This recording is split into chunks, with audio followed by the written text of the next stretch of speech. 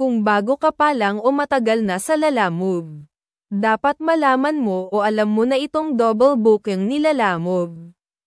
Maraming mga customer at rider ang hindi alam kung paano ang double booking kay Lalamove. Allowed ang double booking kay Lalamove kung nagpaalam ka at pinayagan ka ng customer na magsabay ng ibang order or mag-double booking. At kapag pinayagan ka, dapat isang ruta lang ang dadaanan mo.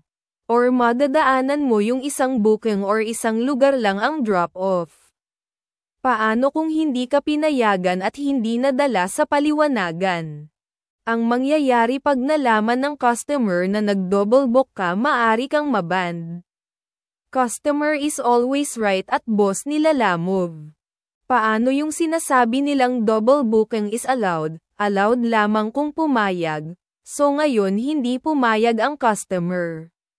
Ang mangyayari niyan, itatakbo mo yung order ni customer ng palugi or talagang lugi. So sinong hindi magrereklamo sa luging delivery? Kaya kung di pumayag yung customer, dapat double ship ang fee niya rin. Kung nagmamadali yung customer, dapat sa Grab Express sila mag-book.